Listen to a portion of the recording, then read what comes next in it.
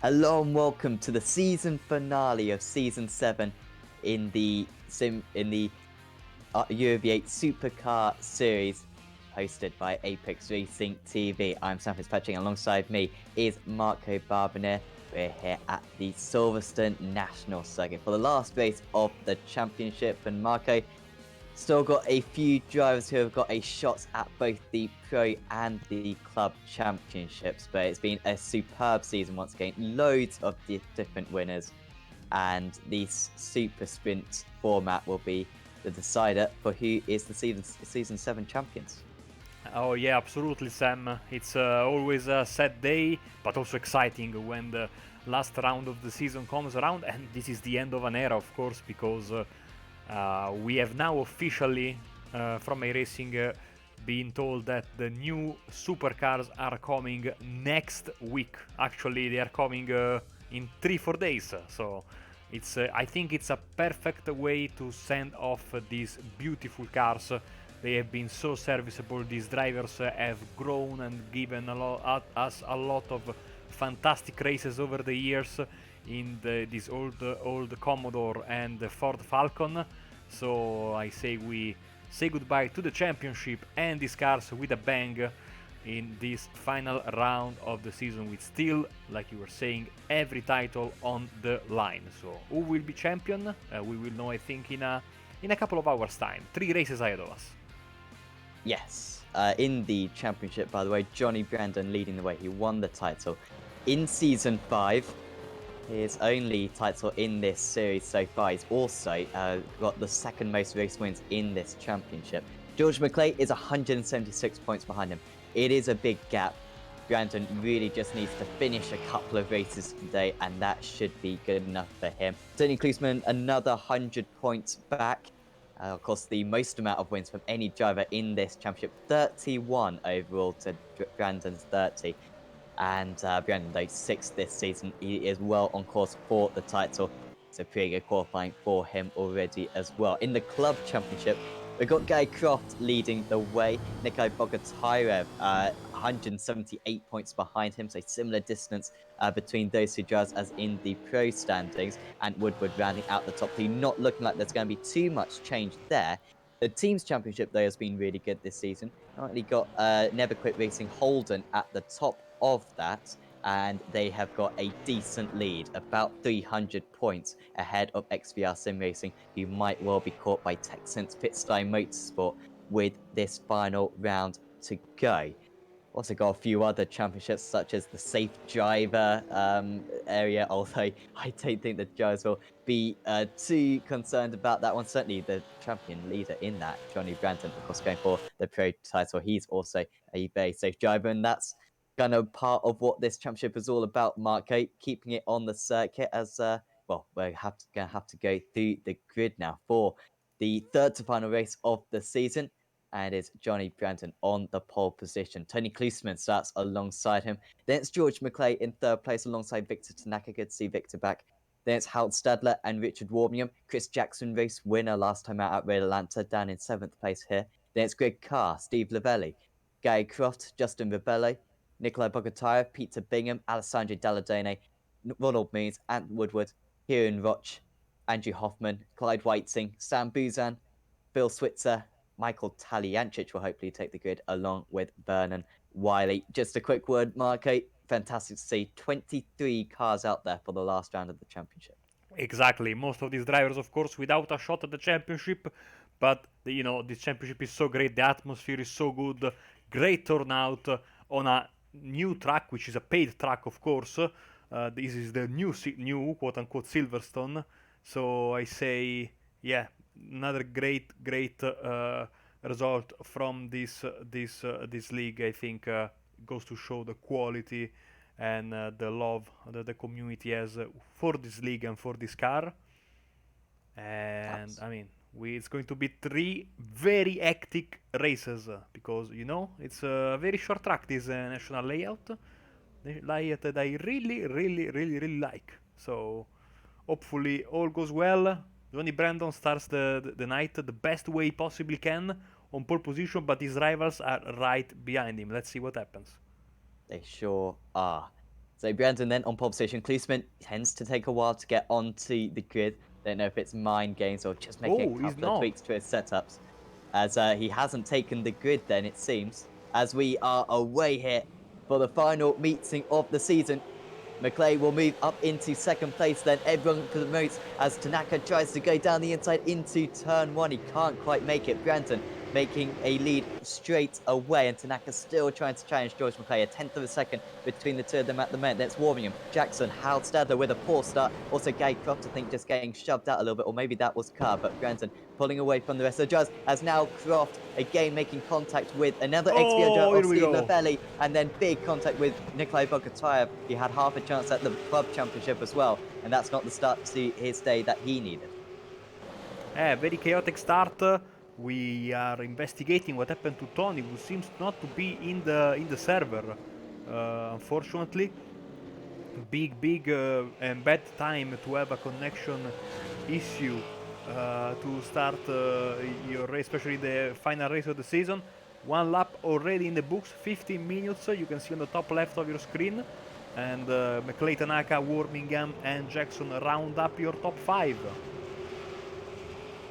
Yeah, Brandon pulled away for the first couple of corners, but couldn't make too much of a bigger gap after that. Tanaka with a fantastic opportunity, but McClay showing some good aggressive racecraft. He's not usually the most aggressive driver, is George McClay. Only the one race win this season, but that really does not tell the story whatsoever. As they all head down this Wellington straight for the second time. Lavelli moves ahead of Rebello just a little bit further back. You can see a big gap from the top guys to the guys further back, as here comes Greg Carr. A little bit of an ambitious move potentially, but he does get past Rebello, so nice move there. I think Carr got shoved out a little bit on the approach to Maggots and Beckett's on the opening lap. I think that may have helped him actually avoid the Bogotayev incident just a few corners later, but he's trying to make up some places straight away. Still Tanaka right on the tail as Guy Croft spins round. Leader in the championship, I believe, in the club standings. He should have a big enough gap to be comfortable, but this is how it happened. Oh man, massive lag there between the pair of them. Very unfortunate for Croft and Bingham there. As McClay under massive pressure from Tanaka. Tanaka at this point in time, the biggest ally of Brandon. But you know, who knows? If he makes the pass on McClay, he could be. We know Tanaka doesn't hold back, so he will try everything to win the race. First, of course, he has to go past George McClay, and McClay is defending very well as they are once again on the start-finish line, with McClay lapping slightly faster, but the quickest driver on track so far is this guy here, Chris Jackson, 54.920. Yeah, and you can check out all the lap times from the drivers by checking out the SDK Gaming live timing. Link should be in the description below, and you can see all the lap times for the drivers up there and the gaps as well. Jackson has slowed down for a back marker, so just letting everyone pass. That's good driving. As here comes Tanaka down the inside. He's a little bit sideways, and he can't make it. It is a big braking zone for that corner. These V8 supercars with fast braking zones just take so long to slow them down. And Tanaka's trying everything to get past. Now, Cop's corner is a little bit more tricky. Not a massive run down to that corner. Woodcut in most cars extremely simple. In this car, you really need to think about it just a little bit. And you can see Tanaka in no position to go for a move whatsoever. And really, there's that one overtaking spot for the entire circuit marker. I mean, you got the end of the back straight, but apart from that, it's really tricky. Absolutely, and I mean, it's a characteristic of these very short tracks. But you know, being that this is again a national circuit, very small, you can be a little bit more playful, I think, with the rules. Use a little bit of rubbing, bumping within the rules, trying to make the pass. But so far, no way through for Tanaka, and the same goes for Jackson. Meantime, in the last lap, Brandon was the quickest guy on track, 54.8. That was the fastest lap of the race, and once again 54.829. So really pushing the pedal down is Johnny Brandon, and now He clearly is the fastest guy on the racetrack. Good driving from him so far. He needs to do a professional job, Sam. He needs to do the best he can in every race. Of course, this disconnection from Tony, who has not reconnected, unfortunately, as of yet, so he probably will not be eligible for the reverse. Is certainly a good start Oh, for here comes John. Here we Tanaka go this for Tanaka. time. Wow. McClay, I don't think I've ever seen McClay drive quite so aggressively as this. He didn't leave a whole lot of room for Tanaka, giving him a lot of faith to not commit his nose on the inside. Now this is as close as Victor's been all race long through this part of the circuit. The slipstream impact though in this V8 Supercar just is so minimal. We wait to see if the new generation of cars will be a little bit more sensitive to that perhaps. Certainly Tanaka would want that right now because there's just no way past the TechSense Pitstone Motorsport driver. Warmingham struggling to make too much of an impression on these guys, trying to hold back Jackson himself, with Stadler just at the back of this, and then the big gap back to Greg Carr's. They've got a couple of drivers falling off the circuit. I think that may have been Sam Bouzan, perhaps Woodward around these guys. Also Kieran Roch, and just his maybe third race in his Euro V8 Supercar career. This time Tanaka does go for it, making contact. McClay tries to cut off the angle, and he's holding on for everything he can. Tanaka getting his nose back on the inside. Great stuff.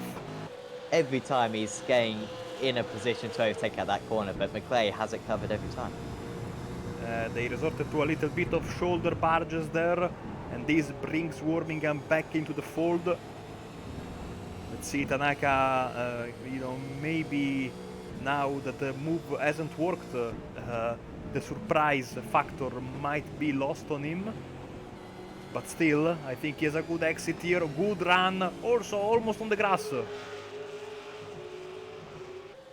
Alongside is Tanaka. Will he go for the dummy, just lift out a bit and then get to the inside of the circuit? No, he wants to go to the outside. Works really well for McClay on the last lap. Tanaka turns in. Unfortunately, there was the white and red car on his inside, and still he can't get past. Now he does get part of his car on the inside. McClay having absolutely none of it. Here comes Warmingham trying to get past, but there's just not space. Jackson trying to take advantage of it as well. As Tanaka moves ahead, that's going to be second place for him. McClay's got to look further behind him, and now there's massive contact, and they're both going to lose out. Through into big second crash. place. Great save. Now, McClay gets back onto the circuit. Through goes Harold Stadler into third place. I'm absolutely new. He might even go into second place. He was running 7th just a few moments ago, and now he's attacking Richard Warmingham for the second spot on the podium. Can't get past though. What an incredible couple of corners that was. Absolutely crazy. McClay down to 5th. We have another great battle pack here. And sadly Tanaka has gone back to the pits. Clark goes wide, 3 wide. With Aledon and Bogatyrov, great action in the back. At the front there is one man, and now it's all to play for second place once again. McClay is still there, but that was very unfortunate because they were having a fantastic battle. It was. I think it's still going to be a very good battle though for second place. Warmingham can make it an XVR 1-2, would certainly help their chance of getting second place in the team's championship above TechSense Pitstone Motorsport. Now Stadler not usually one for rash moves, but I mean it's the last round of the season.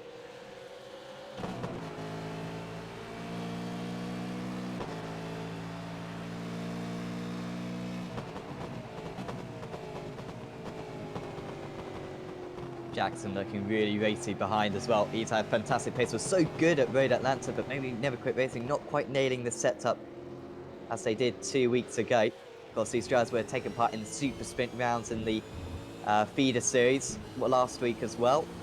So they have got experience around this circuit and with this format. As Warmingham actually relieving that gap, a couple of tenths of a second faster on that last tour. McClay getting right back up to the back of these guys. A little bit further back, Sam Bouzan fighting with Clyde Whiting. But these guys have had very good seasons. Really been impressive how they've managed to improve. Bouzan just glitching out for a moment there. This is the battle for the last spot in the top 10. Buzan up 10 places from his start. And the battle for the lead of the club championship race with Ronald Moons there at the top in front of them. And also we have other battles spread out through the field, but this is certainly one of the closest ones. And of course, for the lead in their class plus Ronald Moons there, as also we have here Bogatairev and Woodward going side by side. Bogatairev with a bit of damage, I think, from that early race crash. Let's see again, if we can, that moment there. Yeah, tricky. Yeah, here we go. With this was the Tanaka McClay incident. Tanaka managed to get his nose just on the inside. McClay was having none of it. Tried to go round the outside at Woodcut. Now I thought he was actually fully behind him. Maybe McClay thought that as well. Had to get back onto the circuit eventually, and then seemingly losing control of the car, trying to get to the apex of turn 1, and that lost him another place to Chris Jackson just soon after.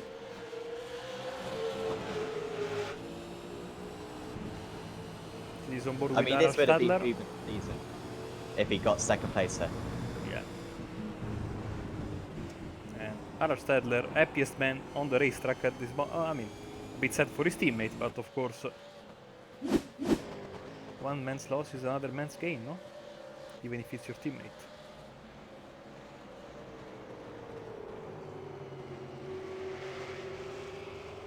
Buzyn went past Moons, by the way, so now there's one car between the two club championship race leaders as we are heading into the 12th minute of this race. So just 3 more, or a bit more. Buzyn is using an alternative line in this corner. It's not the first time I see him go very wide, and I don't think it's helping him, because if you get a bad run on the straight, you get basically freight trained by the other drivers, and this is almost what happened. Whiting now going for the move on Moons, but Moons going for the move on Buzyn. Great action here. Credit to him, leaving a lot of space for his rival. And Moons gains back that place. Now Buzyn will get his car on the inside, and once again they're offering plenty of room for one another, not like what we saw a few laps ago with the battle for second place. And Rebello will move through as well, might push out Moons. He drops a couple of places. Back to the front. You know what, Birmingham is having a fantastic drive, by the way. There's one Tony Klusterman. Several laps down, unfortunately for him. I think he'll still be eligible for points. But if he hadn't have taken the start, then he wouldn't have been. So, of course, could be... Well, this won't be his drop round, actually. This last round of the championship, you can not drop. So if you don't turn up to it, then that is a massive loss for you.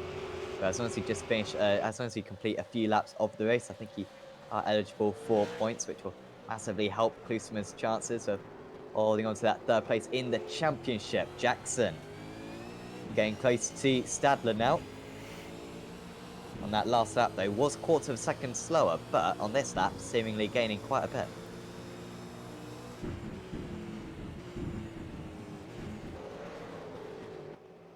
Let's see, Johnny Brandon. I think we will have this lap and one more. Will be. It's rare that we get 17 laps in for a 15-minute race, but such is the shortness of this circuit.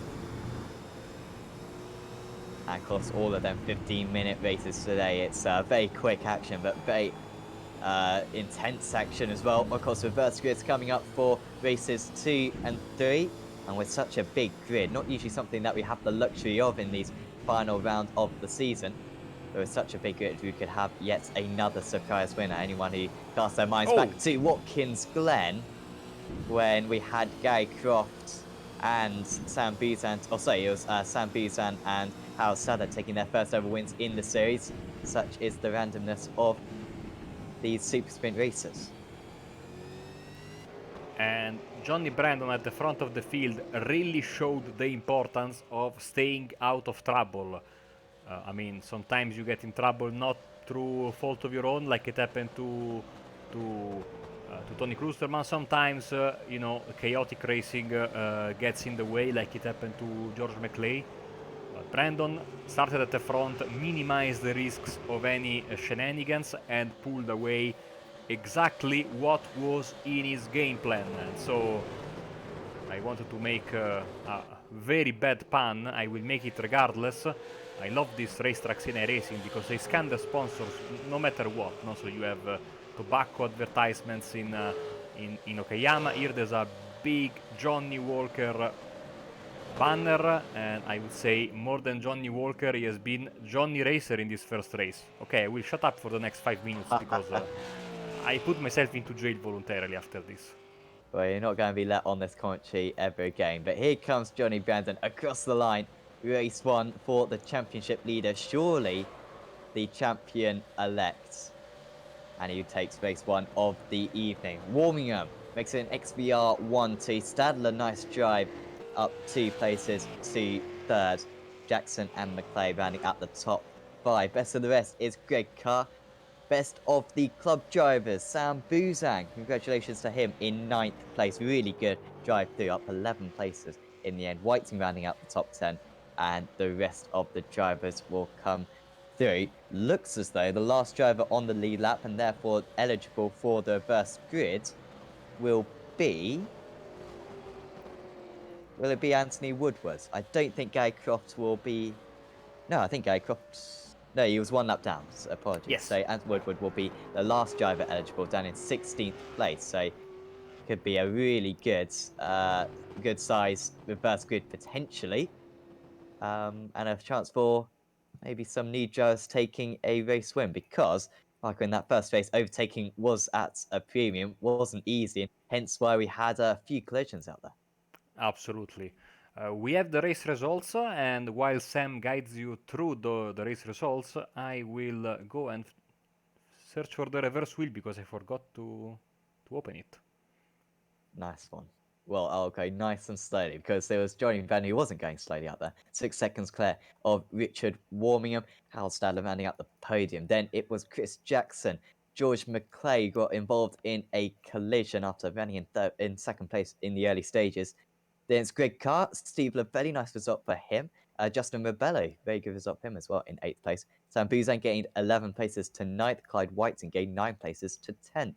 There was Ronald Moons, Alessandro Dalladone, Kieran Roch, Nikolai Bogotyrev, Bill Switzer, Ant Woodward, and then 1 lap down was Gary Croft and Peter Bingham. And then the retirees were Andrew Hoffman and Victor Tanaka. Tony Klusman disconnected close to the start of the race. It seemed to be, wasn't a connection issue seemingly, it seemed to be in his control, but maybe a hardware issue for him. Joined the race late on. Taliancic and Wiley did not take the start. So, Margot, hopefully you found the reverse grid, because it's going to be very important to see who's got the best chance at the race to win. Absolutely. Yes, the wheels are on your screen, and so for the penultimate time of the season, let's roll them.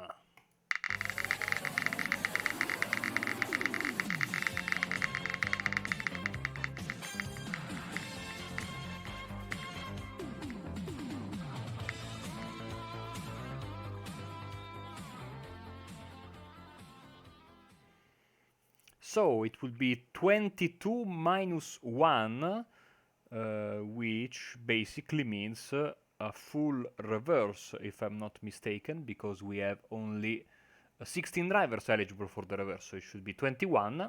And Anthony Woodward, no, sorry.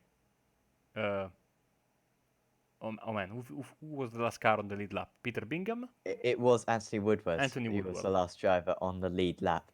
So he'll be in pole position then. Bill Switzer alongside him on the front row of the grid. Looking at that grid, really tricky to call a winner. And of course, the likes of Tanaka and Klusman will be around the front runners of race 1. So we could be in for an almighty battle. Hopefully you'll join us back about 20 minutes time for race 2 here at Silverstone National in the Racetech UAV8 Supercar Series.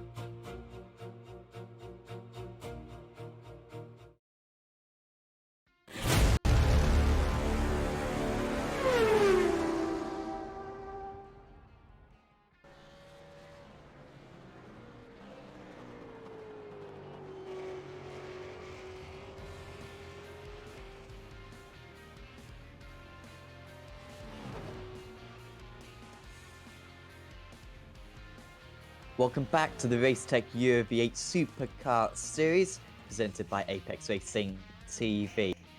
We are here for the final round of this Season 7 Championship, and Marco, round 1 went to Johnny Brandon. Race 1 went to Johnny Brandon, and it has really bolstered his chances at this title. We were trying to do some of the mathematical sums before this race came up, and it's looking very good for him. Pretty much just needs to make sure he finishes in the top 15 or so for these last couple of races, and that should be enough for his second title in this series. Yes, unbelievable how it all comes down to a technical issue for Tony Klusterman after a great season, a great comeback season, might I add. His internet decided to give up on him at the start of the race, so basically he's out of contention. You are right, technically the championship is still open.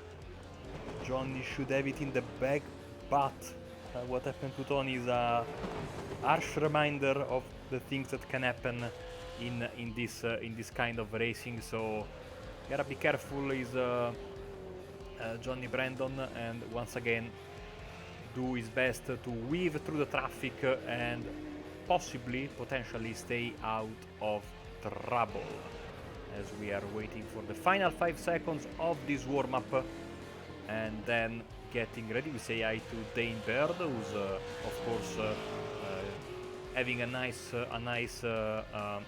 entree before his main course of the Formula Renault 3.5, which will be on Apex Racing TV after this, so you don't want to miss that.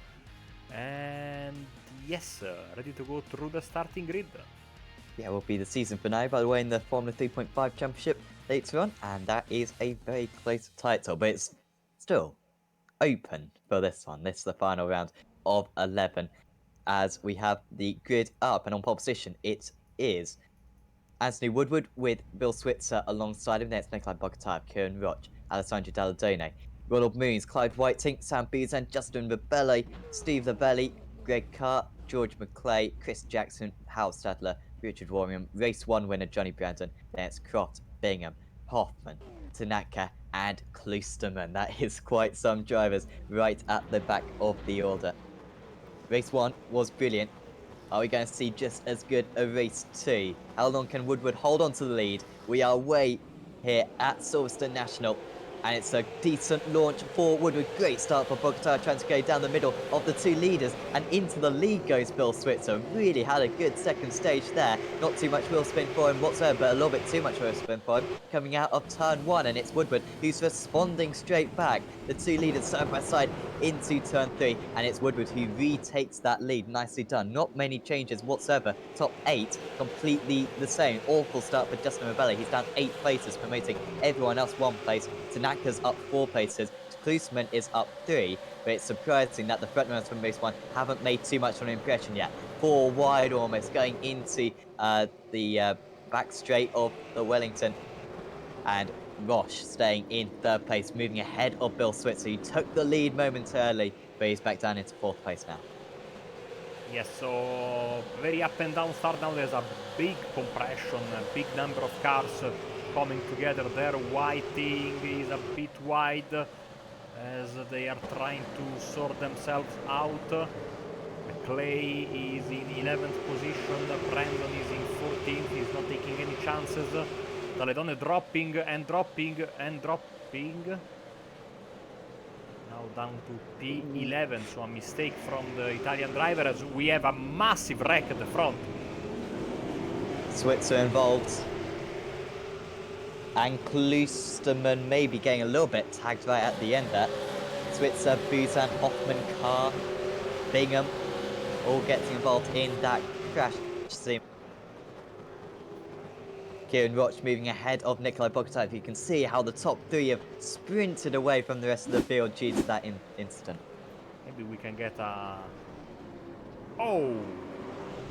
That was Sam Buzan missing, I think, his braking marker. And drivers trying to take evasive action. In the end, less drivers were involved than I was expecting. But still, a big damage to a couple of cars. So now it is Woodward from Roche and Nikolai Bogatyrev with a tough race 1 and looking good in race 2. as of course this is also the fight for the lead in the amateur class, the club championship between Roche and Bogatayrev. So good driving at the time being.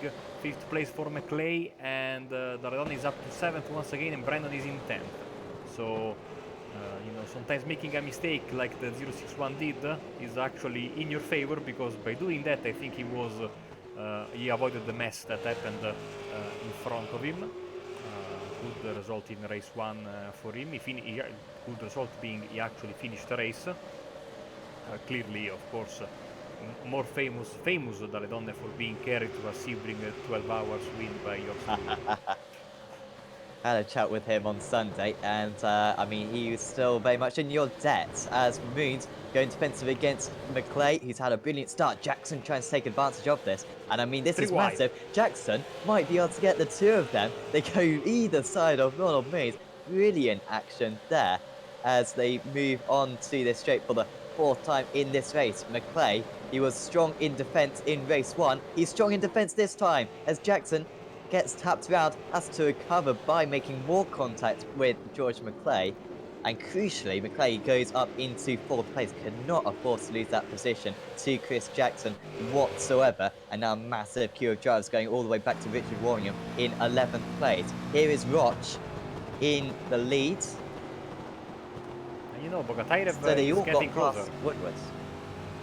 So Getting closer and closer to Roche's Bogatayrev. He was actually very close in the penultimate corner, and I think he's trying to make a move, finding the best possible place to do so. In the meantime, Stadler and Tanaka battling it out for P8. Tanaka sideways there. Here comes Stadler once again. But as we go in the front of the field, once again Bogatayrev looking for the move, not working. Back there we have some contact, I think, between Tanaka and Stadler. Moons trying to get past Daledonne for P7. Fantastic action all over the field. Too bad for that contact area, but apart from that, very good racing. So I think we missed on the last lap when Woodward moved from 1st down to 3rd place. Lost 2.5 seconds somewhere, seemingly could well have been a slowdown perhaps. He's in 3rd place, Roch still leading.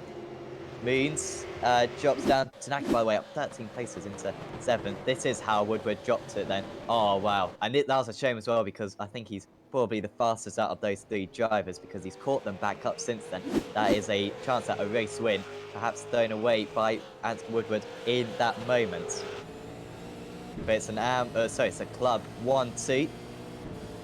As Brandon closing in on Harold Stadler now. Stadler being re-overtaken then by Tanaka. That's the driver who finished on the podium in race 1. We haven't seen too much of Brandon so far in this race, Marco. He's been overtaken by Tanaka. He's on an absolute charge.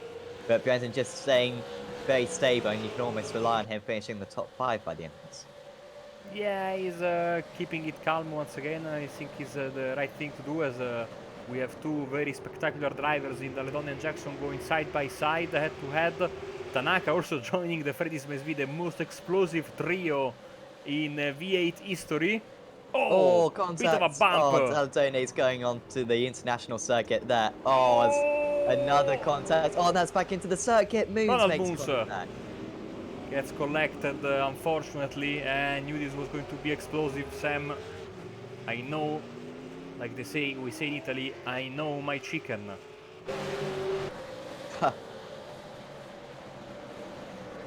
Croft. Who's that? Getting poor past.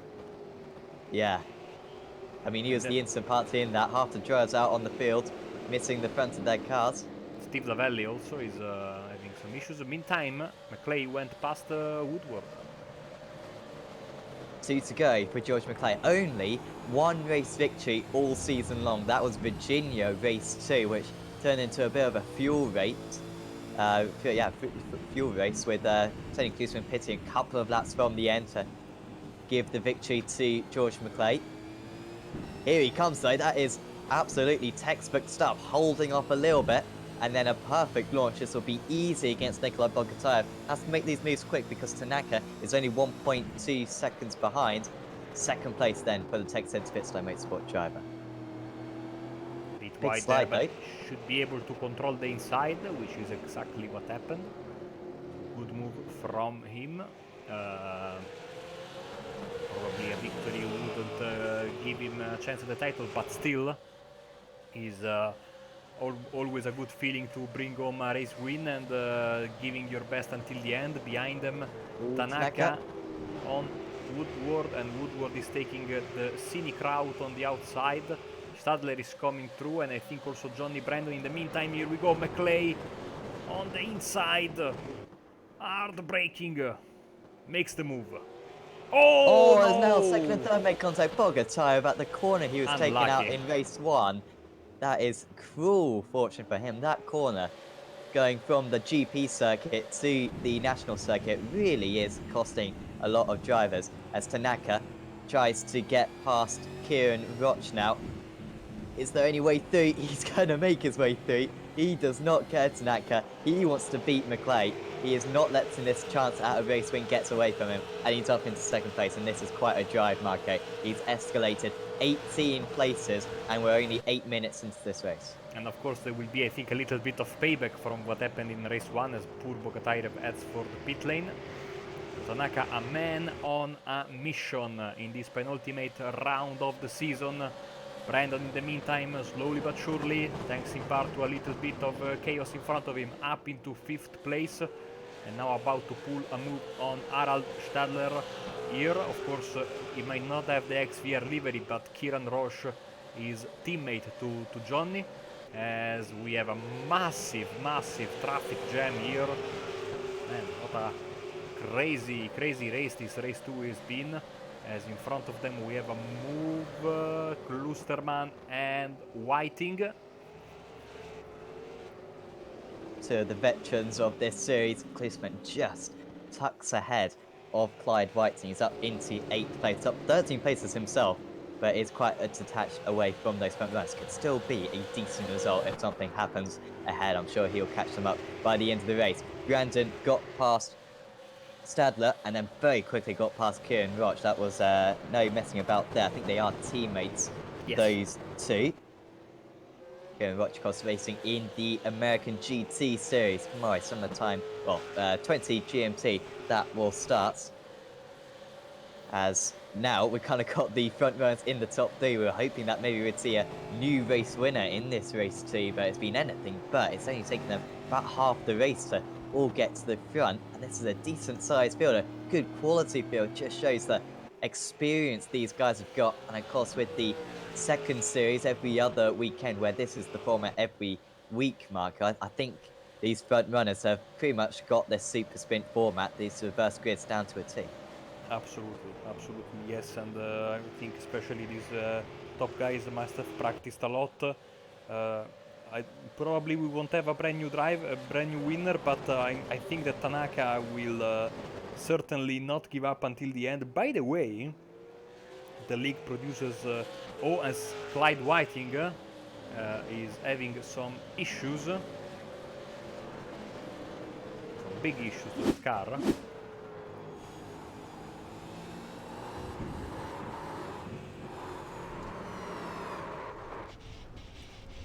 Bad collision there for Clyde, who is the host of the Backfire podcast, which I strongly suggest you give a listen to.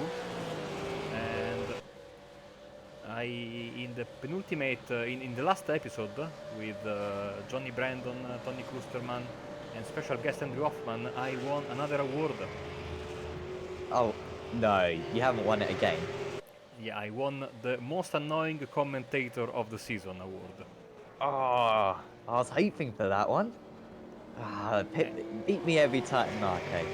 And it's all down to the envy of the deciding panel. 3 out of the 4 judges, I don't know who voted not for me, said that I deserve the award because they are jealous of their partners in love with my voice. So I will take this as an important victory, an important award.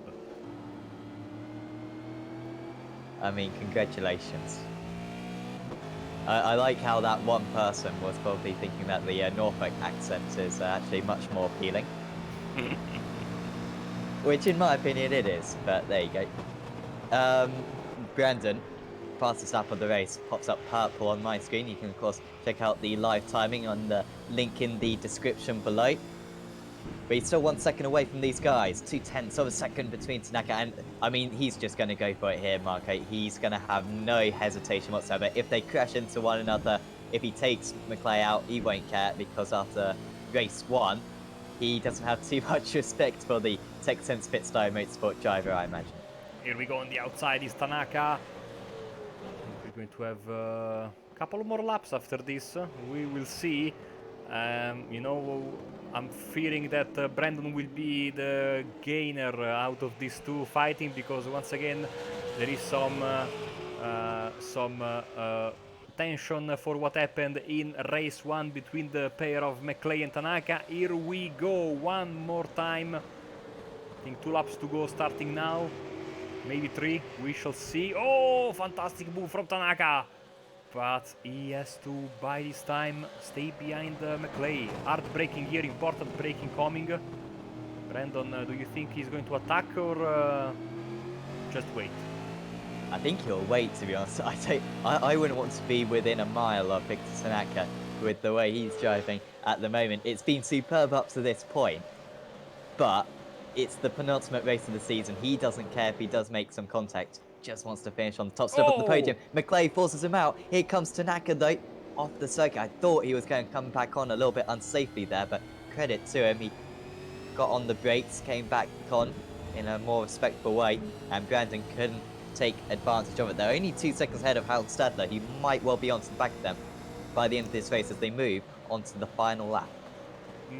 Very, very, very, very on the limit, but I think this should be the last lap. But we know iRacing sometimes likes to play with us and maybe give an extra lap. Oh, dive bomb!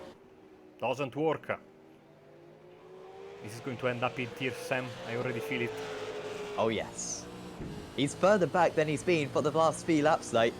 Maybe this is what he needs to go for a surprise attempt. Will Tanaka go for the dummy? No, he's completely lost it as Tanaka. He was so hard on the brakes. Is there any way past George McClay? I think they are moving to the checker flag, are they? We've got 5 seconds to go. What will the race director decide? Is this it?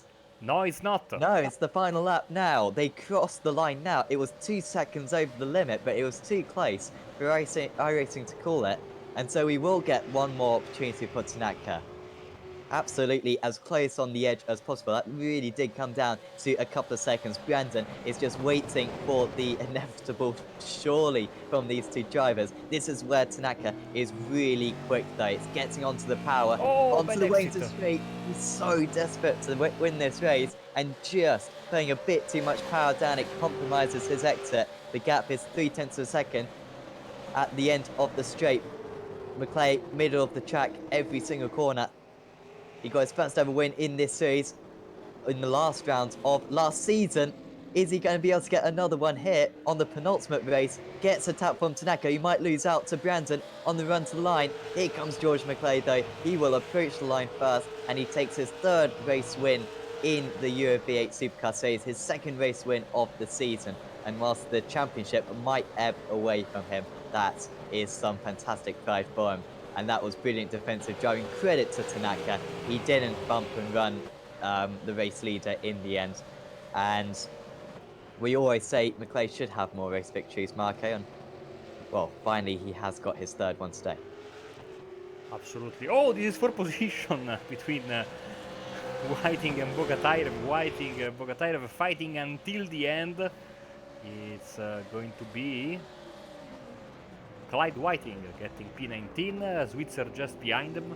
I mean, fantastic race, fantastic stuff. The drivers, luckily, they didn't listen to me and they were very, very good. I think we are looking right now at the new Euro V8 champion for the 2nd time in his career, 2nd time in 3 seasons, and the 3rd straight XVR drivers title. The official confirmation will be, of course, later or maybe in between the races, but I think, Sam, that now it's over and Johnny Brandon should be ready to pop a little bit of the bubbly, to quote our good friend, of course, Andrew Woodhouse. But before we do that, and hopefully we are invited at the party, we have the final race result from race 2. Yeah, well, by my calculations at least, going into this race, he was 196 points ahead. He should now be 181 points ahead, not taking into account penalty points due to incidents. And you get 150 for a win. And of course, 10 bonus points, 160. So that should just be enough for Johnny Brandon. But the winner of that race was George McClay, only a tenth and a half actually ahead of Victor Tanaka. He got a pretty good run through Woodcut seemingly on that last lap, but it wasn't quite enough. Up on 20th on the grid as well. Johnny Brandon finishes in third place. Hal Sadler 2.8 seconds off the lead in the another nice drive from him. Richard Warmingham finishes in fifth place, only 3 seconds off the lead. There's Kieran Roch, best result in this series, no doubt, in sixth. Tony Klusman from 21st got up to 7th, only 6 seconds off the lead. I mean, so close between those drivers. There's Ant Woodward, Steve Lavelli, and Chris Jackson rounding out the top 10. Perhaps Jackson the favourite for race 3. We'll wait to see what the reverse grid is, though. There's Justin Rebelli, Peter Bingham, Greg Carr, Sam Buzan, Guy Croft, Ronald Moons, Andrew Hoffman, Alessandro Dalladone, Clyde Whiting, Nikolai Bogotayev, and Bill Switzer. The entire 21-car field separated by 35 seconds, which, when you see some of the crashes out there, is quite remarkable. None of them needed to come into the pits for repairs. And I would say, brilliant job, guys, no collisions, but there were quite a few of them. But, well done to the cars for not braking whatsoever. And Marco, final time for the reverse grid, and it's our favorite reverse grid as well because it's like 2 wheels within 1 wheel. Final time to roll it this evening and for the season. And hopefully, since we have every driver eligible for the reverse, it's a big one. Let's see. And for the final time in this incredible season 7, let's roll it.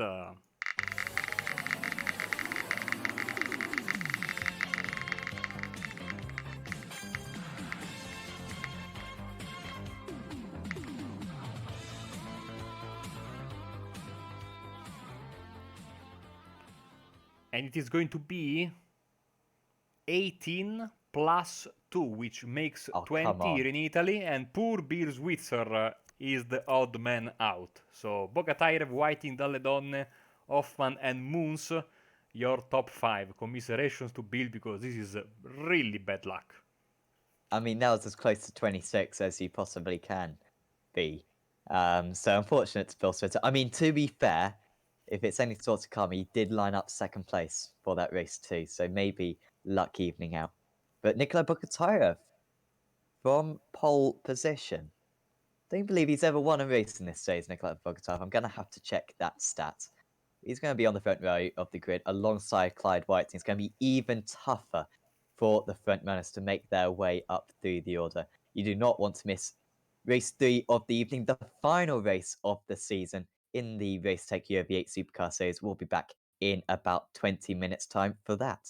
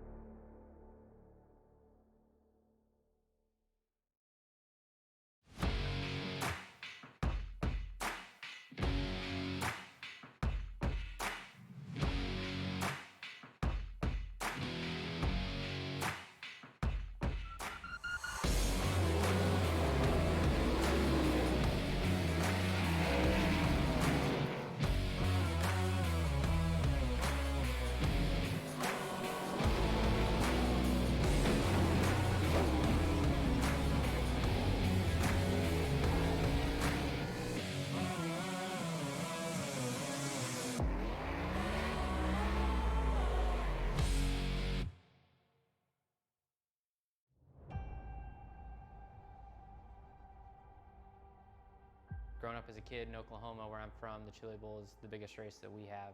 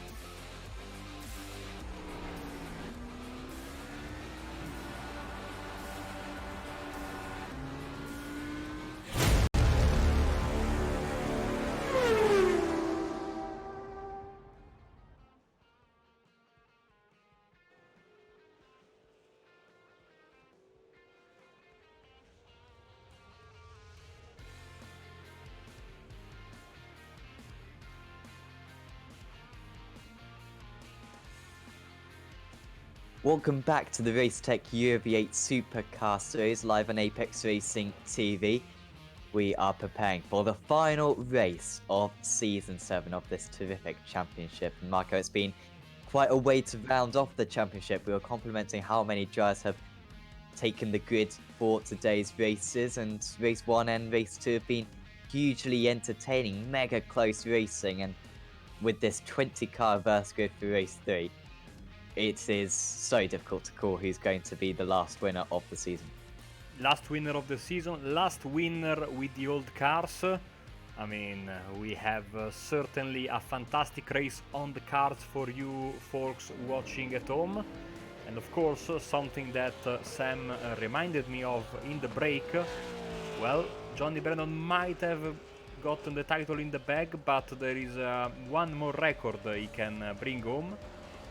Because he's tied with 31 victories at the top of the standings of all-time wins with Tony Klusterman. So one of these two guys could be alone on top of the mountain there, on the win list, or who knows, we could have a surprise winner considering the big reverse that we have got tonight.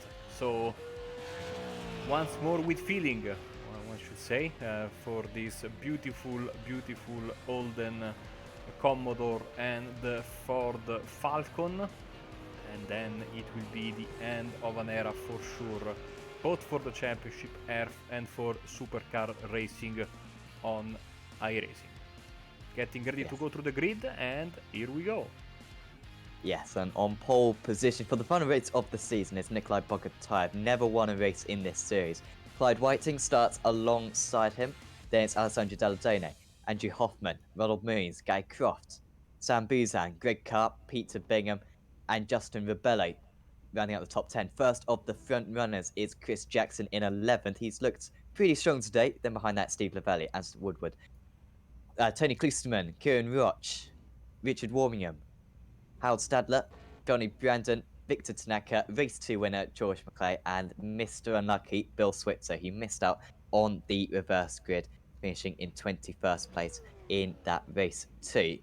Switzer was the last driver on the grid, and so we are preparing for Race 3, the final race of Season 7 in the Racetech UV8 Supercar Series. Bogotayev from pole, and it is the perfect start for him. Whiting will stay in second place. Not a good start for Dalladone whatsoever. We've got 4 wide into turn 1, and there's inevitably contact, and it's the man on the inside, Gary Croft, who spins around, and we've got Sam Buzan over onto his roof. Joe's trying to take evasive action. I think that may have been Stadler, or maybe probably even McClay, making contact right at the end, and Klusterman got involved in that somehow. He was in the midfield, a fantastic opportunity to perhaps win this race, but it's not a good start for him whatsoever. Hoffman up 1 place, Jackson now up 7th, terrific start from him from 11th on the grid as Bogotayev pulls a 1-second lead already. Absolutely drama at the start, and so Bogotayev can pull away. Whiting follow him in closely, and then Hoffman, after a bad race 1, is trying to redeem himself in race 2 and race 3, but look at Jackson now with a great chance. Ronald Moons also coming through. Justin Repello is in 6th, as the first lap is in the books already. Dalladone back to the pits, Klusterman back to the pits as well. They'll use their fast repairs and hopefully take the checkered flag to end the season off. Brandon battling with Warmingham. Is that down the inside? Goes Johnny Brandon past Richard Warmingham, and that is another place gained, up 11. Some brilliant driving from the front runners so far in this race 2 and race 3. Tanaka's up 9 places just behind these guys. Needs to make up another one here. He was electric in race 2, and he's trying to go all the way around the outside of Steve Lavelli. Good job from Victor Tanaka. He needs to keep pace with Johnny Brandon. George McClay, who I think may have made some contact on that first corner, just in the aftermath. Not too much damage on that car, thankfully, and the race 2 winner getting some nice places. This is how it was from his perspective.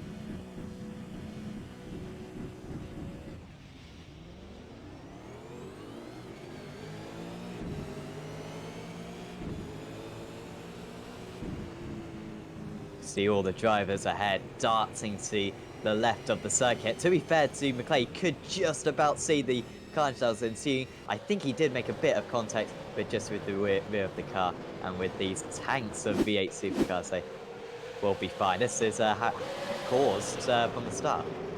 Contact between Moons and the number 28 of Croft. Daledonne was got involved in collateral damage, and that was caused the big mess.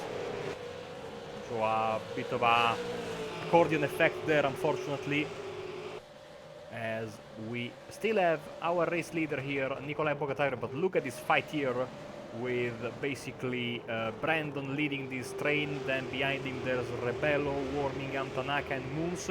Fastest lap of the race for Chris Jackson, 55.16. Yeah, on the previous lap it was Brandon, and then as you say, Jackson with the fastest lap of the race, closing in on the top two. And it's got a little bit of a gap now in front of him. Now that he's got ahead of Andrew Hoffman. I say he's got ahead. Well, yeah, absolutely ahead now. Rebello having to defend from Warmingham. Up 9 places now as Richard Warmingham. A couple of terrific rounds to finish off the season, and Rebello way off the circuit. And he will drop behind Bill Switzer into 15th place. Might even lose out to Greg Carr. Jackson, who has won one race so far this season. Race 1 2 weeks ago at Road Atlanta. 4 races in his Euro V8 Supercar Series career. What a terrific way to end the season this would be. He tries to get past, but it's so narrow around that part of the track. Single files, the just straight line, that almost curved section.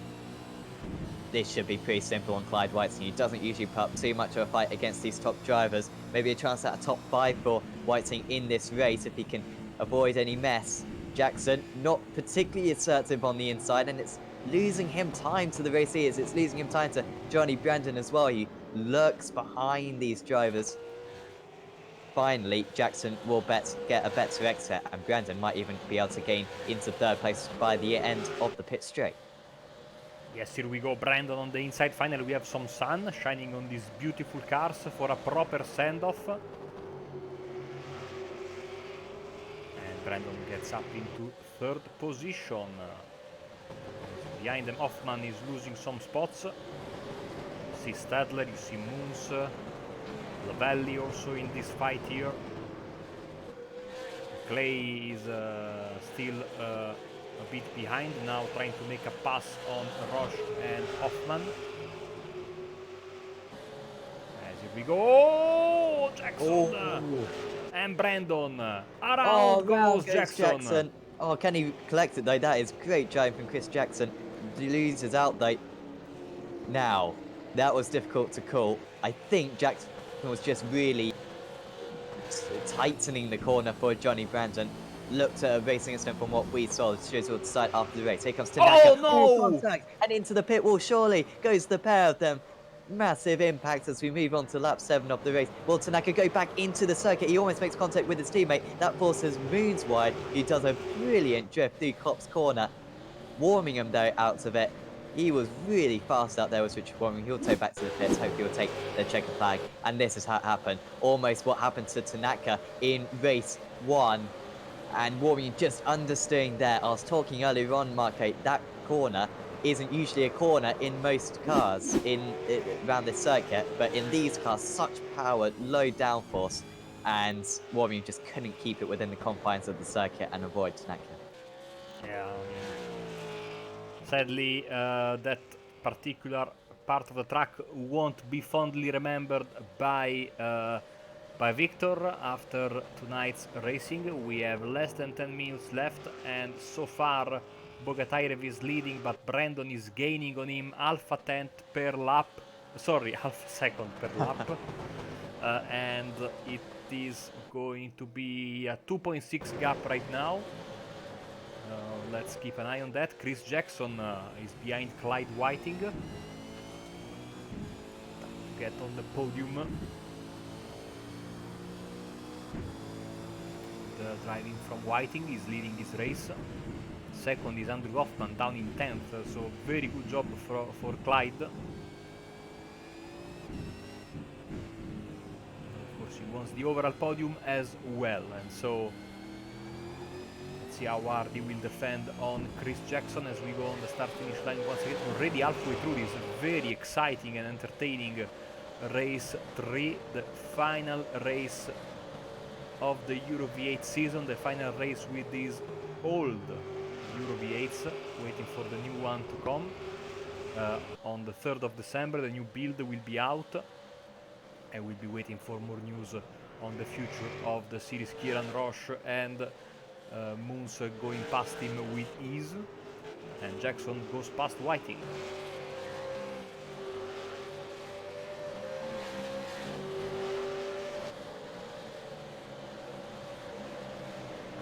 He thought about oh, and Roche is now back in front of Moons. And now they are contact colliding. with Ronald Moon, and Roche might keep that. Hoffman off the circuit has gained 3 places. I think did the Never Quit Racing driver of Croft? Gary yes. Croft. So Now he just second. waited for those 3 drivers all to take each other out, and he waltzed his 3. We saw similar stuff earlier on with Harold Stedler, but that was perfect there from Gary Croft as all those 3 drivers fell off the circuit. Bogatayev only 1.2 seconds ahead. He's going to be caught. It's whether Brandon can get past or not. Bogatayev, who I said at the top of this race, hasn't won a race in this series. This is pretty much as close as you can get, leading with 6 minutes to go. But I think Johnny Brandon is really on the charge, has a fantastic chance of winning this one. Whiting having to hold off Stadler, Lavelli and McClay currently. That's the battle for 4th down to 7th.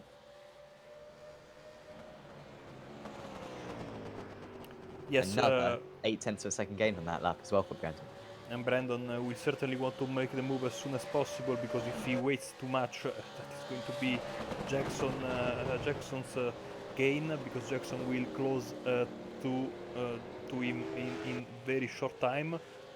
Also because the time will then run out. With only 5 minutes left to make the move, Brandon will not want to lose any. The first occasion he can make the move, he will probably make the move. Little bit white is Bogatayev, and here comes Brandon.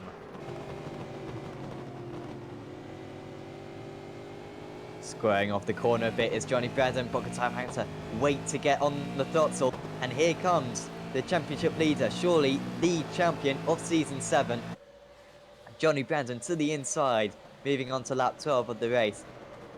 And it is him who leads the final race of the season. What a way this would be to cap off his championship winning campaign. And there is no response from Nikolai Bogatayev. So Brandon, from 18th on the grid, takes the lead of the race, 10 minutes in.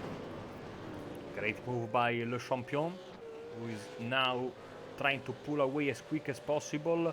And now it will remain to be seen if Jackson can go and catch Bogatayev. A close fight here between Whiting, Stadler, Lavelli and McClay. Here comes the Texans Freestyle Motorsport driver on the inside of the league organizer, who keeps the inside for the next couple of corners and stays possibly in front. Behind them, Lavelli and McClay are also having an argument over P6 and possibly with a will to get close to these 2 guys in front. And behind them is Gary Croft, once again side by side between Stadler and Whiting. Still a good defense from Whiting, and he loses the position this time. Oh, McClay goes for it. To that for a couple of laps. Ooh. Yeah. McClay, too much confidence on the outside. Plenty of grip for these drivers. Of course, the track relatively cool. 15th of May as always, but 7:30 in the evening. 23 degrees track temperature, 20 degrees air temperature. And that is McClay 3. Next up will be Lavelli. Then they've got 5 seconds back to Guy Cross. So, the championship leader, or the champion, we should say, in the club championship, Guy Croft. They won't win this final race of the season. Clive Whiting still sitting ahead of him. I mean, just a quick word on Guy Croft. We've really complimented Johnny Brandon a lot, but Croft, that race. Did he win Belial? Race 2? I believe Yeah. that was Skycroft, yeah. I mean, that was certainly the highlight of his season. And just Joe's really improved and crucially has got that consistency, banging in those results, and undoubtedly will be a very well-positioned pro driver next season. Absolutely, and you know the new cars. They were saying rightfully in the podcast that the quick drivers are still going to be quick, but who knows what might happen to some of the midfield drivers. Especially with the new tire model, these guys will. Some of them might have a good starting feeling with the new tires, and maybe make that what will have them make the jump from the mid pack to fighting for wins. Who knows what might happen? So certainly there's going to be some shuffling around with the new cars and new tire model, a big revolution, especially in a series like this where the cars and the tires have been the same for several years now, not seasons but years. So it is going to be certainly exciting for the future of this series, what the new cars will bring. We have Lavalli attacking Whiting and Gary Croft behind him now. No, that is a lapped car. My sincerest apology. That is Tony Klusterman, of course. As Lavalli goes for the move. I need to update the Apex Racing TV logo on the side of that car. It's still the old one, but always happy for some. Of course, this is in the mandatory sponsors for the series. There's our logo, so thank you to the Euro V8 Championship for the free commercial, the free advertisement. That was the word I was searching for. And I tell you what, I think the white flag is in the air. Maybe. It's. I don't think it is. 25. Yeah, so yeah, they're coming up to the white flag. Yeah. 20 seconds to go.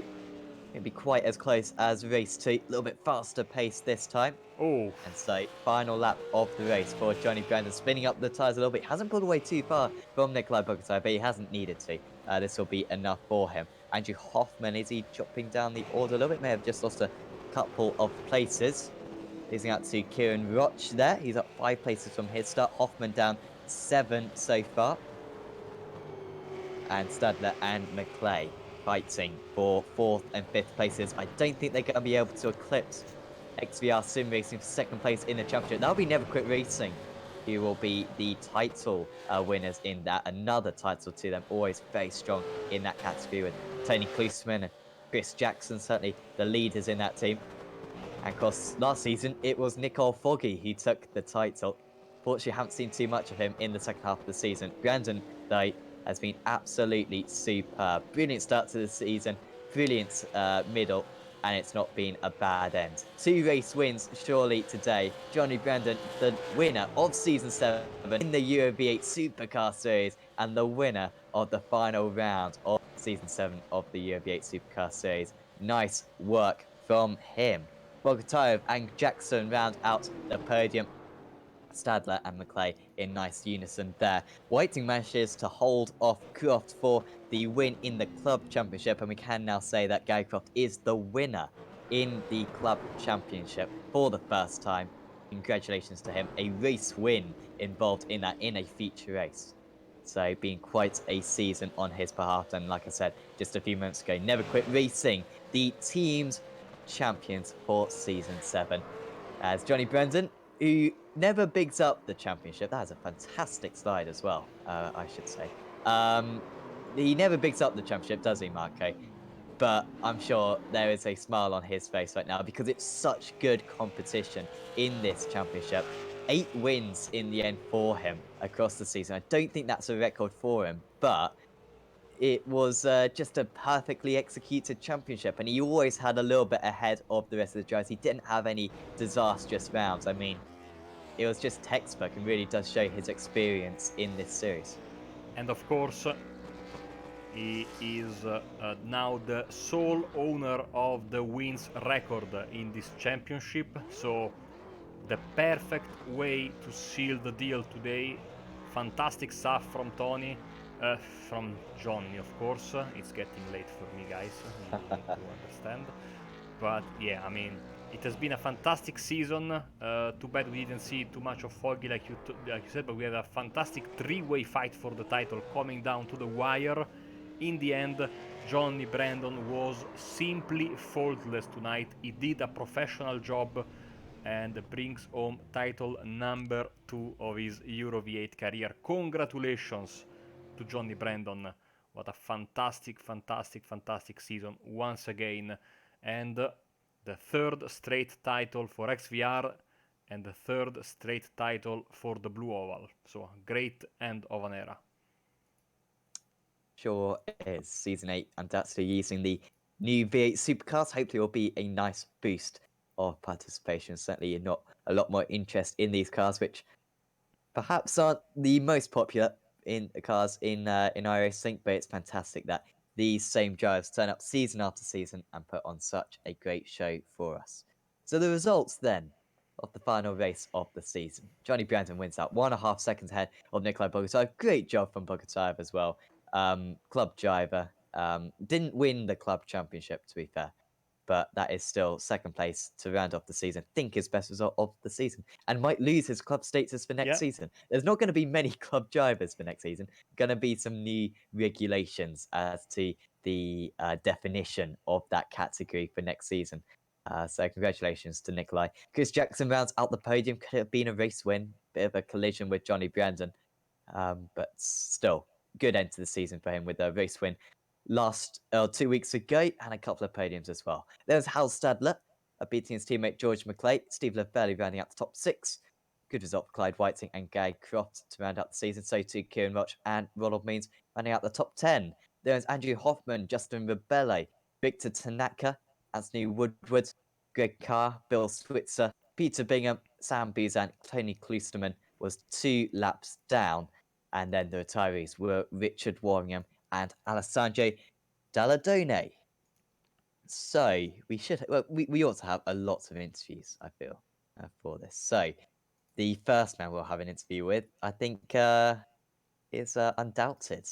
It's Johnny Brandon, race 1 and race 3 winner, but also the champion. Congratulations, Johnny. I mean, must be a bit of a relief to win this title for the second time. I mean, it's a fantastic achievement. How do you feel right now?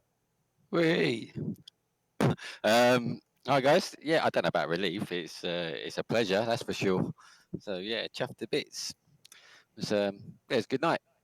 Happy with that. Happy with the second championship. Nice way to send off the car with the new ones coming out on Tuesday. So yeah, really happy with that. Absolutely. Your race 1 was pretty simple. Good qualifying lap, getting it on pole position, and then the mayhem ensued behind you. I mean, you and your teammate seem to have really good pace today. Yeah, put a little bit of time in on that one. A little bit more than we have done for the last few rounds. So wanted to make sure we had a good chance to keep out of trouble. It was the best form of defence, really. So yeah, it seemed to work. Like you say, put a decent quality lap in, managed to pull away at the front, and I could see some things going on and was hearing some things from my teammate Rich, who was in the middle of it all. And yeah, I don't know. I haven't seen it yet, so I don't know exactly what happened. But it sounded exciting for you guys anyway. It sure was. And then race 2, brilliant drive through the order. You're sitting in 3rd place, just behind Victor Tanaka and George McClay. A little bit of a throwback to race 1, I guess. It seemed as though you were kind of just letting them get on with it. You weren't going to get too involved, and it was surprising that they didn't take each other out, to be honest. It really looked as though you were going to win that. I was not interested in the slightest in getting involved with them doing that. So yeah, I caught them quite easily because they were fighting, and I did not want to get involved. So to be honest, I thought I was going to get both of them before the end, just by keeping out of the way, because it was interesting, and I'm surprised they both made it. But fair play to them. Yeah, more than happy with that. All I needed to do tonight was be within touching distance of George, and in race 2 I had no incursions. So I knew I had the bonus sitting in third, and I could see those two bouncing off each other. So I was like, okay, well, I'm the only one in this trio with the bonus points. So I've not got a lot to worry about. I'll just stay here and stay out of the way. And Absolutely. yeah, I think it was a good idea. And then race 3, a brilliant start. I think getting like 7th places within a few corners. And then you had a bit of the race defining moment, well, I guess, was your pass on Chris Jackson. We just saw the end of that, a little bit of contact between you two. Just take us through your perspective of that. My perspective is that I went up the inside and we got to the braking zone and he just come across and left me nowhere to go. I was trying to avoid him. I got right up on the curb and then he still come across even more. So, you can't change your line in the braking zone as far as I'm aware. So I think it was on Chris, but I don't know. What do you think? It's a shame it happened because it was a good race. I was flying through the field, so didn't want it to happen. But yeah, he left the door open, went up the inside, and like I say, he just started moving across in the braking zone for me. And then it was just a case of me trying to avoid him. So Yeah, and ended up with the race win. Yeah, was certainly brilliant. And then looking forward I to felt next slightly season. sorry for Bogatira there. Oh I yeah, did start I mean, thinking, hold on a minute, do I need to do this? Should I? But I thought he wouldn't want me to let him win anyway. So I was yeah, looking at I his was a little bit stats, torn. and he's never won a race before. Oh, don't tell me that. I feel terrible. I mean, I saw his Facebook post earlier in the week just saying, "Oh, if only I could win one of these." And you took that away. He Oh, just had to lift off as well to the line. I mean, it could have yeah, just been, I "Oh, know. I was just taking I care don't for think the he'd want title." that though. It was he had great pace to be fair. He had good pace. But I was looking at it thinking, do I need to do this? Do I not need to do this? And yeah, maybe I made the wrong decision there. But I think he wouldn't want to be given it. So in my defense.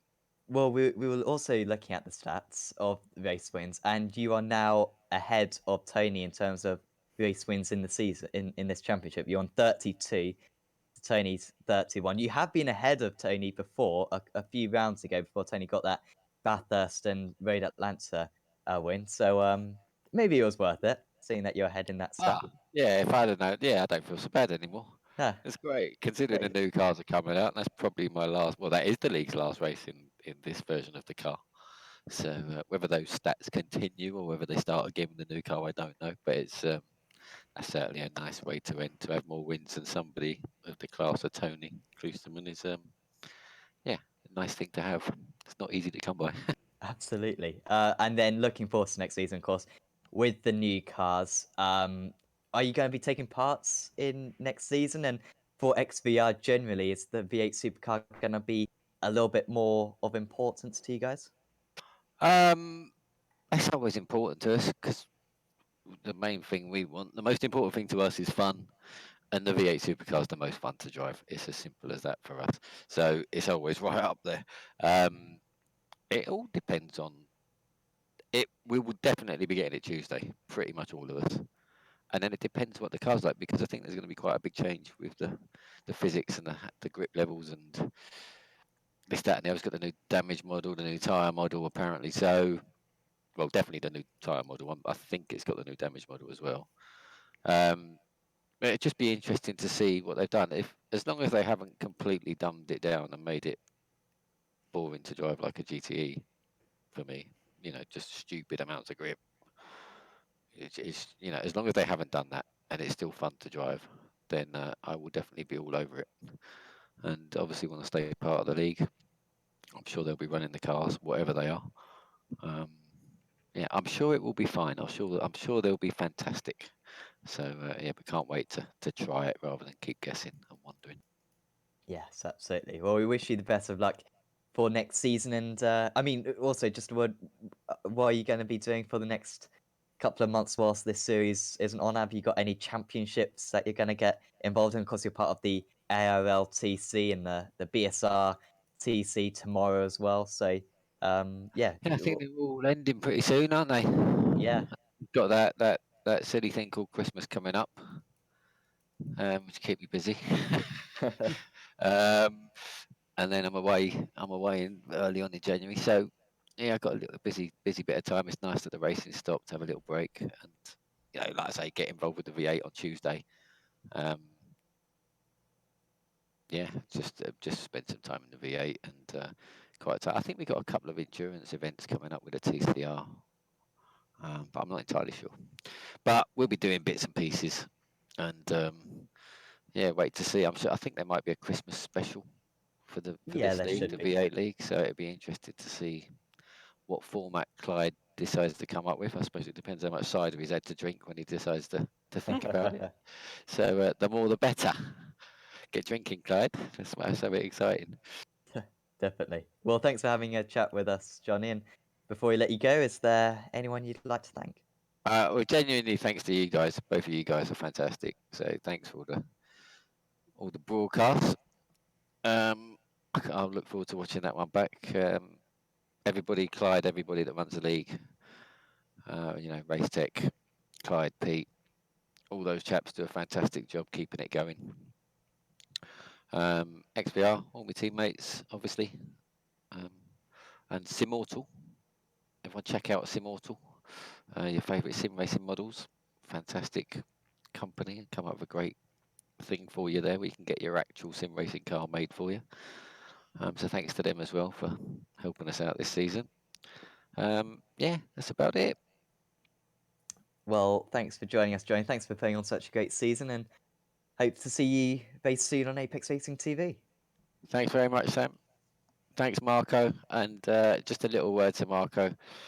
I hope you don't fall out at me too much next season. That's a little sneak peek for you. I mean, I was just about to ask you about your choice, but now it's better if you don't tell me because I'm already sad that the season is over. Please don't give me another sad I'm moment. seriously tempted to switch, but we'll see. Well, you are the champion. You can do whatever you want. So you are le champion. So go out there and celebrate with the champagne. Thank you That's very it. much, Johnny, and catch you very very soon. Enjoy this one first. Worry about next season when it comes. Cheers, guys. Have a good Christmas. Thanks very much. So that was Johnny Brandon, the season champion. We've got quite a few interviews, so we'll try to get through them relatively quickly. Marco, who do you fancy having a chat with now? Let's have a chat with Tony Klusterman. Hello, Tony. Hi, Marco.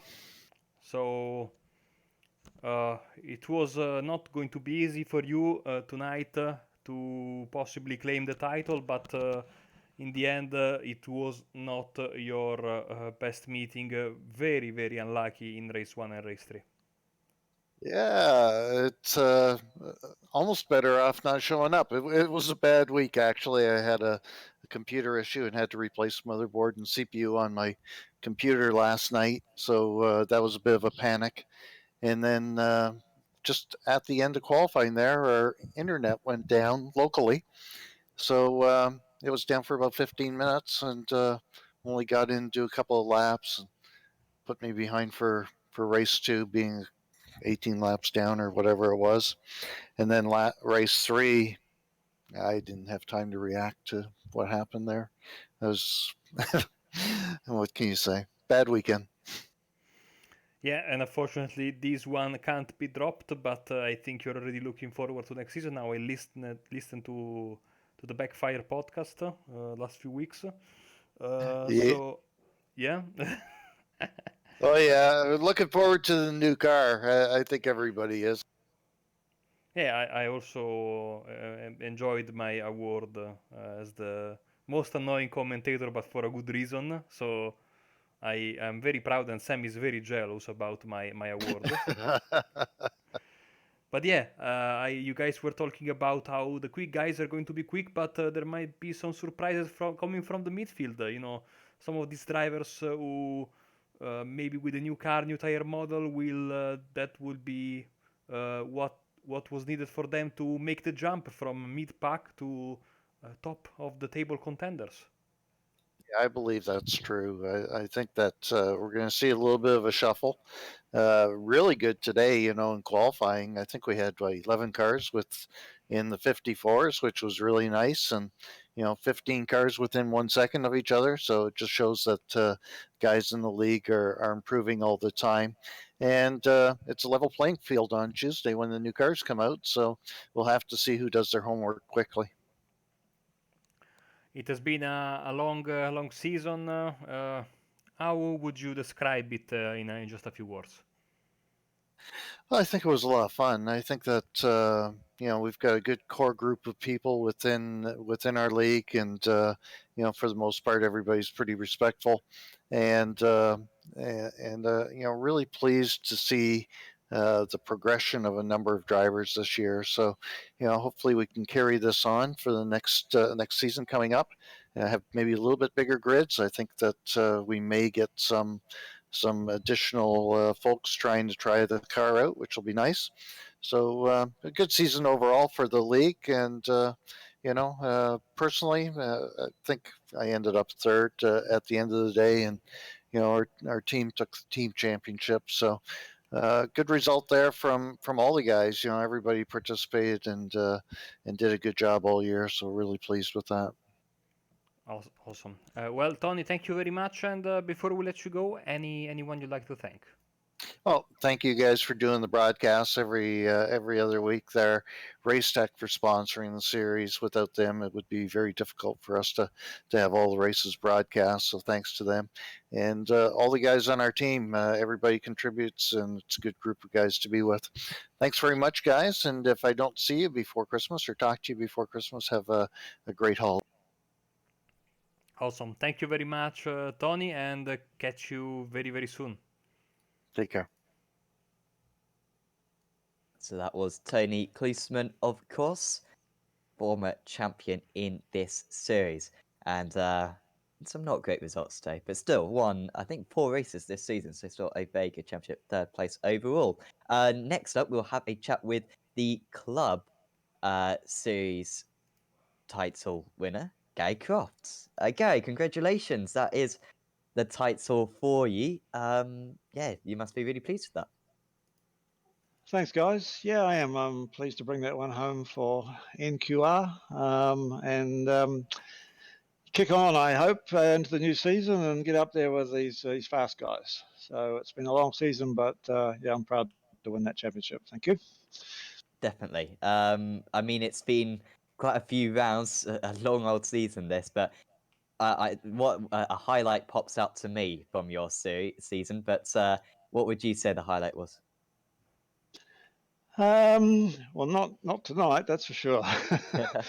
But I'd have to say Belle Isle. I had a good had a win there, so it was a little bit of a milestone for me. So yeah, that would be it. Definitely. And looking forward to next season. The new cars, of course, the new tire model being applied, the new damage model being applied. Do you think that's gonna, help some of the midfield drivers really get in touch with the top guys? Do you think you'll be able to take it to the likes of Brandon and Kloosterman next season with these new cars? Oh, look, I think across all walks of motorsport, the cream always gets to the top. So those guys will still be setting the benchmarks, I'm sure. But look, I don't think any of us know till we get out there and do some testing with these new dynamics. And I think that alone is going to be really exciting for all of us. So looking forward to it. Yeah, definitely. And do you have an idea of which car you're going to go for next season? No, I don't. I think it'll come down to whether we can paint 2 cars. We're having that discussion.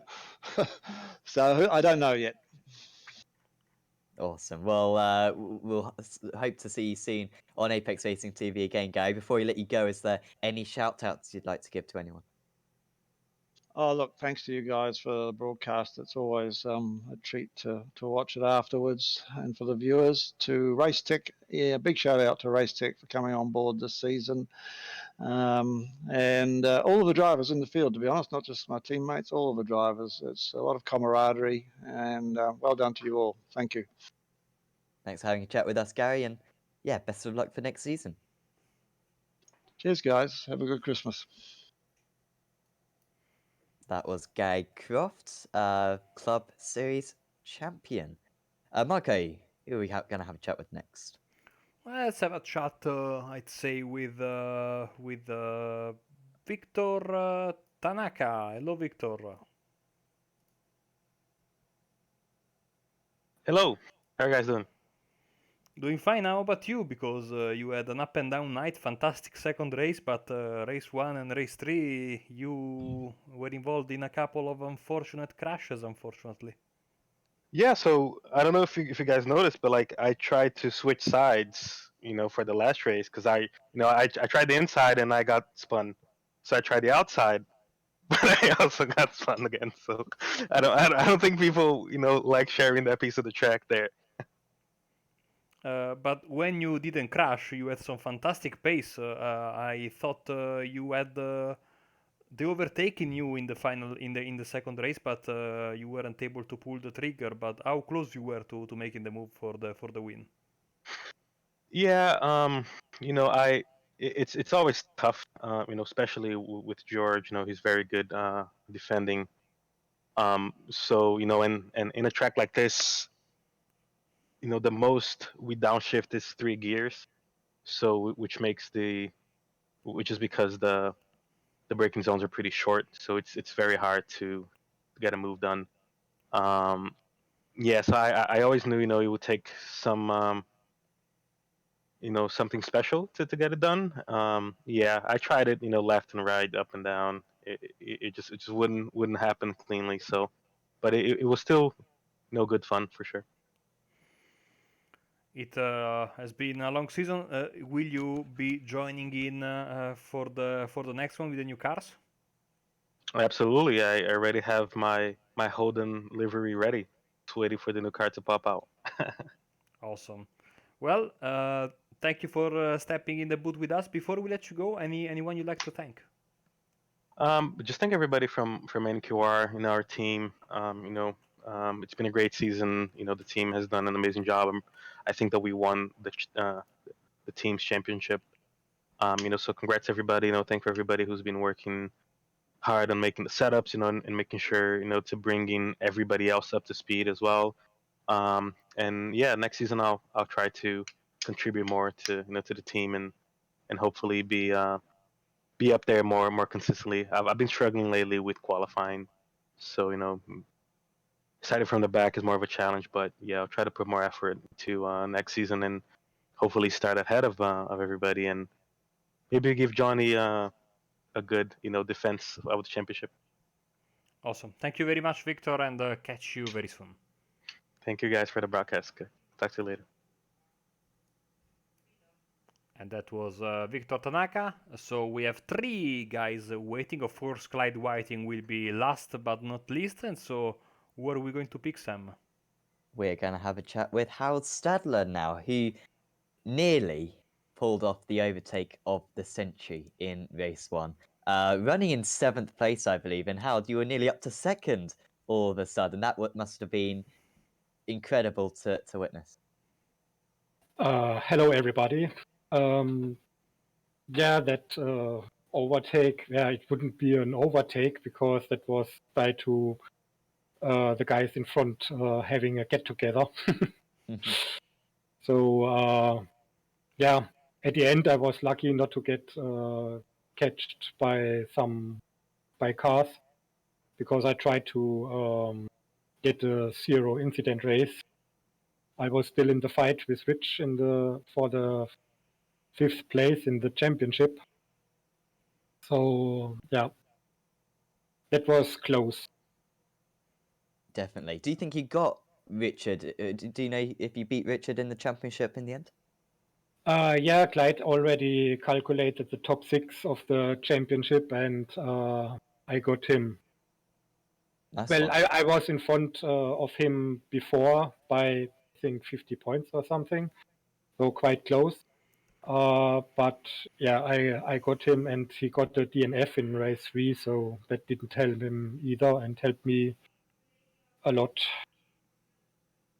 Actually, I see I got out of the top 6, I got the 2nd highest score for today. Yeah,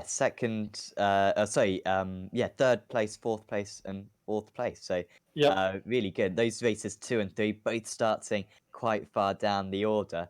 Would I guess you kind of got experience of that though with the other races every other week, where you have this format every single week. So I guess those overtakes, those reverse grids, you've become quite accustomed to. yeah, they are quite. I'm quite used to these reverse grids, and I like that. And yeah, the racing was fine. I mean, I don't know if you had it on the stream, but race 3 was really nice with Clyde battling for I think half a lap side by side or almost complete lap. I don't know. So that was really fun today. Definitely. And looking forward to next season, the new supercars being released. Can we expect you to take part in season 8 of this championship? And how much kind of priority is that new car going to get from you? Well, I will definitely buy it and test it, and I plan to do the next season too. I don't know if I can run the complete season because I have a sabbatical next year, and I will be away for a couple of weeks. Let's see how that fits with the race schedule. But yeah, I plan to return to the championship, and yeah, let's see how it works out with the new car. Absolutely. Well, we hope to see you back for that championship, Harold. And before we let you go, is there anyone you'd like to thank? Yeah, of course. I'd like to thank Racetech for sponsoring the series and Fitstyle for having me, and yeah, George for the support in the series uh, this season. Having a good teammate is always a pleasure and something to learn. Yeah, and Clyde for the series, of course. Yeah, and you, of course, for the nice broadcast I watch every time after the race. Awesome. Thank you Thank very you. much, Harold. And hope to see you soon on Apex Racing TV. Yeah, of course, I will be there. See you. See ya. So that was Harold Stadler and Mark Kate. Penultimate interview with Chris Jackson. Yes, Hello, let's hello. bring him in. Hello, Chris. How are you guys doing today? Doing fine. How about you? How was the racing tonight? Racing was fun, eventful, a few banging doors, some good results, some bad results, but overall it was a lot of. Are you sad that this is the final race with the old cars? I am a bit sad. I'm a bit nervous about the next gen car, but also very excited to get my head wrapped around that. And we have such a good team that works together, so I think um, we'll do quite well with the new car, and we'll collectively come up with some good sets and some learnings. So definitely excited and nervous at the same time. How would you describe your season as a whole? I would say the back half was much better than the first half. I had some bad results at the start. I had a little bit of equipment hardware midway through where I had to drop out of a few rounds, I believe. And then the end of the season started to really come together, and I started getting a bit of confidence in the car. So I'd say overall, I'm quite happy to finish fourth, pretty close to Tony in points. Very happy. Is there something you would like to do better for next season? I would love to get more practice in, to be honest. But I have a second child on the way, due in June. So Congratulations. I don't believe I will get much practice time. So I'm gonna definitely rely on my team and put as much time in as my wife allows. So Awesome. Well, congratulations. And before we let you go, anyone you'd like to thank? first off, I have to thank my beautiful wife. She lets me jump on every 2 weeks. My in-laws who look after my 2-year-old son, our team, awesome group of people. A lot of fun working with NQR, Racetech for sponsoring the league, and Apex Racing TV. You guys do such a good job. Our family sits down, watches the races week in, week out. So, and thanks to all the racers. So, cheers. Thank you very much, Chris. Have a good rest of the day, and of course, enjoy the holidays. Thank you. You guys too. Cheers. And that was Chris Jackson, and of course now Sam. Last but not least, the supreme leader of the Euro V8s is waiting for us, Clyde Whiting. Yes. Good evening, ladies. I don't know who you're talking to, Clyde, to be honest. Good evening. Um, well, congratulations, Clyde, because I mean, these last couple of rounds have been really good. A couple of top 10s today. 7th place to round off the season. That's pretty epic. And you were really fighting with the likes of Stadler, McClay, Croft for a while there. Yeah, I had very, very little practice, probably about 35 minutes before the end of our practice session today. I was shocking in qualifying, and I was right near the back. And then it's just the way the reverse wheels work. Race one, everybody in front of me decided to crash. And I was like Moses, and the seas parted, and got a decent result. I should have got a top 10 in race two, but made a mistake all on my own. But because of that, I then got a second place starting place in race three. So yeah, I had terrible pace tonight, but it's a hard track to overtake on and an easy track to defend on. So the people that got past me hopefully had to work for it. Yeah, definitely. I mean, just looking back at your championship, believe 3rd place in the club standings. I mean, that's a pretty good effort, you'd say. Would you say you're pleased with that result? 4th place, apologies. Yeah, I am. My problem this season has been zero practice. Work has got in the way of a lot of things for this season. There's been so much going on. So, not really an excuse, but I am one of these people that it takes me a while to learn each track. And then every time we go back to that track, I have to learn it again because I forgot what I learned the first time. So, yeah, just lack of seat. That's all it was. Hopefully things calm down after Christmas, and next season I can put the practice in it deserves. I think I'm going to need to with the new car and the new tyre model. So, yeah, let's cross some fingers and toes and hope for the best. Definitely. And then kind of a word on the league as a general. I mean, brilliant success this season. I think in terms of participation, surely the strongest the league has ever been to have 21 drivers turn up for the last round of the season, mega competitive championships.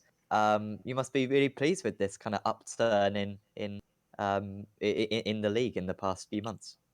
I am, yes. I'm proud of the league right from the start because it's a very, very friendly league. It's very rarely that people fall out. Our Discord and our Facebook, you see some of the other series, and I won't mention any names, but you look at it and you think, oh my God. But, this season, we've got a clutch of, I don't know, 6, 7, 8 drivers that can win the championship. There's another 6 or 8 behind them that are pushing to beat them. The midfield battle is, just anybody can win that midfield battle. And then the guys at the back of the grid, like me, we've always got somebody to race with. So this season has been really, really pleasing from that point of view. And I also think the standard of racing is absolutely fantastic. You got to give it to the drivers in the league. It's clean, it's fair, and all the other words that you can think of to describe it. Definitely. And looking forward to next season then. New cars coming their way. Is there going to be any other changes to the championship? Are there going to be any tweaks to the rule set? There's not going to be anything major. We do work on the principle of, if it's not broke, don't fix it. So there's going to be a couple of little tweaks regarding incident points. Probably going to drop the fuel level a little bit to try and stop the fuel save races and Mike Talianch's hybrid V8. But apart from that, yeah, there's not going to be anything major. We're expecting a plethora of new drivers because of the new car. So I think if we try and change too many things between seasons, it's going to be difficult for me to catch up with everything that's going on. So yeah, just a few minor bits, but nothing major. Definitely. And also, I'm kind of curious to see what do you have an idea of what the definition of the club drivers will be next season? Because Bogota have got second place today. We've had Buzan and Croft winning races this season. I mean, there's going to be barely anyone left. So, do you have an idea of what the new classification for that will be? Well, it's going to stay as it is. So it will be drivers that haven't had a top five finish in the last three seasons. But bear in mind, we've had a lot of regular drivers this season. So in the past, well, one of the stipulations, if you must have done 50% of the races from the previous season. And there's a lot of drivers this season that have done half the races but haven't finished in the top five. So until I actually sit down and work it all out tomorrow with a bacon sandwich and a cup of coffee, I don't really know. But it will stay. It's a good little championship for those that are not up the top. And I'm going to win it next year. So put your money on me. Absolutely. Well, we'll make sure to do that. No doubt about that. I mean, thanks for putting on the season, Clyde. I imagine there's quite a few people you'd like to give a shout out to for the season. Probably too many, yeah. Obviously, Racetech, our sponsor, they come on board at the start of the season. It's a massive sponsor for us, and they do some fantastic work in the racing seat world. Very privileged to meet the owner this year. We attended the I can't remember what we attended, but it was something at Silverstone, British GT, and we had a really good laugh and lots of talk about racing and what we want to do with the series and what Race Tech would like to be involved within the series. So big thanks to them. My admin team, I'm not going to name them all, but they know who they are. Everybody does their little bit in the background, and it all helps to make things run smoothly. So if I'm unavailable or I'm away on holiday, I know everything's going to get done. The drivers, like, as I said before, the class of drivers in this championship is second to none. We're all friendly, we all share a laugh and a joke, and we all share the same racetrack. And the racing is usually really, really clean. You guys, obviously, for what you do with the broadcast, I must admit, I usually watch it on a Sunday morning. I think it pisses the wife off a little bit, but hey ho. But yeah, really enjoy what you guys do. Your knowledge of the series is fantastic. And it's really good when you can talk about what's happened in season 3 and we're in season 7. So for new viewers, I suppose that really helps them. And finally, to my long-suffering wife Katie, who lets me disappear up into my man cave on a Saturday evening and talk to virtual people on virtual racetracks, driving virtual cars in a pretend world. So I think I've covered everybody there. Awesome. Thanks for having a chat with us, Clive. Once again, thanks for putting on such a superb season, and certainly look forward to next championship. Is there going to be a Christmas event? Oh yes. Awesome. Any Oh, ideas? the evil deed has already been arranged. Nobody knows about it apart from me, but it will be in 2 weeks' time. And I can't really say any more because I don't want to let too much out of the bag because I don't want anybody practicing for it. Aha. Okay. The only thing We I can tell you is it will be at some point during the night, there will be a last hurrah for the current Ford and Holden. okay. Read into that what you wish.